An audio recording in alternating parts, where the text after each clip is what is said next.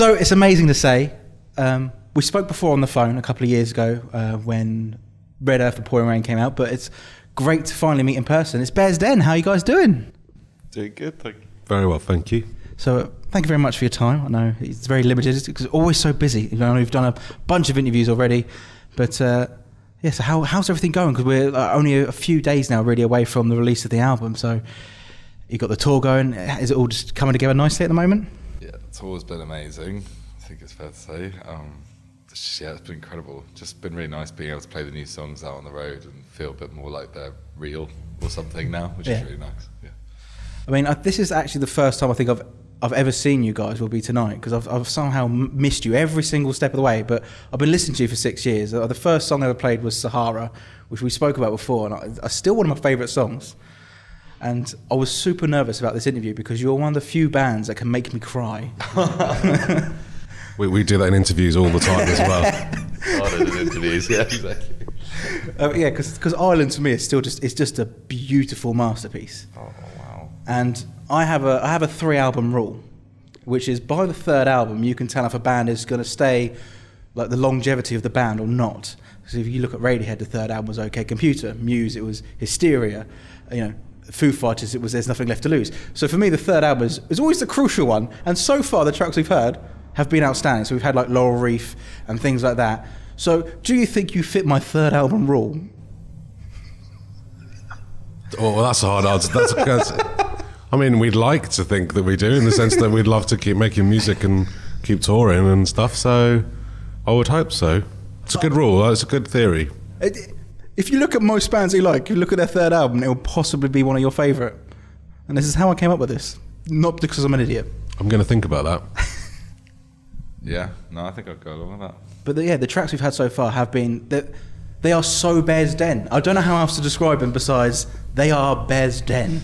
Right, that's cool. I think maybe like we didn't really try and do anything we didn't overthink it with this album, so it's nice because people have said that it's like it sounds really like you guys or something, but I think we just didn't try and sound like anyone else. We just did our own thing really, so it's nice that it feels like that. Yeah, I think even just in the first 2 albums, you really created a sound that I don't think there's many other people really doing, and it sits so beautifully on its own, and as I say, as Bears Den. Right. So, yeah. Thanks very much. Thank you. We're blushing. So hopefully you'll be the ones crying. So someone's going to cry before the end of this. Just if you start singing to me, then I will. So just don't, because Above the Clouds of Pompeii. Was there a reason why you chose Seattle to record the new album so that you might hear me? It's written on the wall because I've been practicing it on the way here. Well, we went there to work with the producer Philak, who's made some of our favourite records, The Shins, and worked with Fleet Foxes and Modest Mouse, so we decided we wanted to work with him. So we went to Seattle. We flew there with our band to work with him. We realised about a week in that it would have been cheaper to fly him to London, but but that was we had a great time. Seattle is a beautiful city, and it was a really privileged to be there for 7 weeks. Yeah. So, like you said, you didn't really try anything different with this album. Was it the same sort of process as the last couple then? So how do you guys write?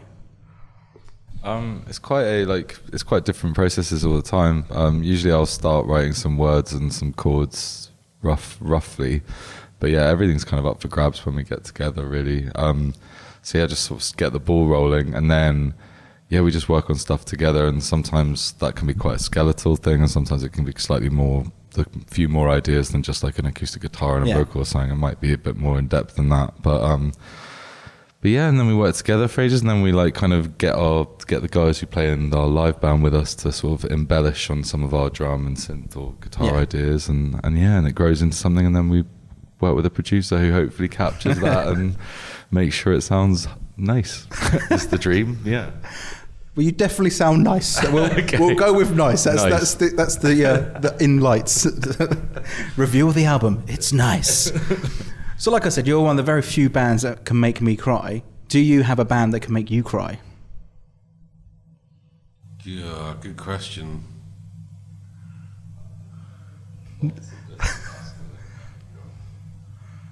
Sufjan makes me cry.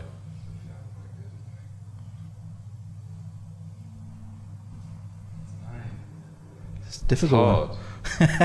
I don't think of bands that make me cry. I think of Songs, certain songs. Yeah. Well, I think because obviously for me it's Above the Clouds of Pompeii. It's one of those. Yeah, right. I think it's like there's some, I don't know. Sufjan does nail that. Yeah. I Can't Make You Love Me. When you're right. Yeah, this is that song. Yeah. That's hard not to get a little lump in the throat there. Yeah, definitely.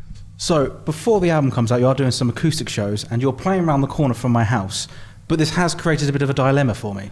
Right. Because you're doing Pie and Vinyl on the same day that I'd booked tickets for Avengers Endgame. Right, wow. And my fiance has never seen you guys live. She's like, well, we need to go. And I was like, But so I'm going to put it in your hands. What do I do? You're going to the what you going to the cinema? Yes. Well, the cinema you can go another day, can't you? Okay, done. and Pie and Vinyl. There's Pie and Vinyl. Okay. I don't know why they didn't pie. Tell them that on Thursday. Yeah. You got your name wrong. Okay, so yes, we'll be coming to the acoustic show then. Amazing. Right, so we've got the album coming out. We've had 4 tracks so far, all been outstanding. What else can we expect from you guys after the tour's finished? Are we looking at festival seasons, or what's the plan? Yeah, we're playing some festivals in the UK. We're playing at Citadel Festival in London and Boardmasters Festival, Southwest Coast. It's like Newquay, isn't it? Yeah. And yeah, like loads of festivals across Europe, which will be really fun. And yeah, probably some more touring at the end of the year. Probably some more touring after that. And who knows? Who knows? And probably some fun stuff in between that we don't even know about yet. So yeah. Well, thank you very much for your time, guys. Really looking forward to seeing you live tonight. 'Cause like I said, I've never seen you, and I'm super excited. So thank you very much again, and cheers. Thanks for having us. Thanks for having us. Cheers. Thank you.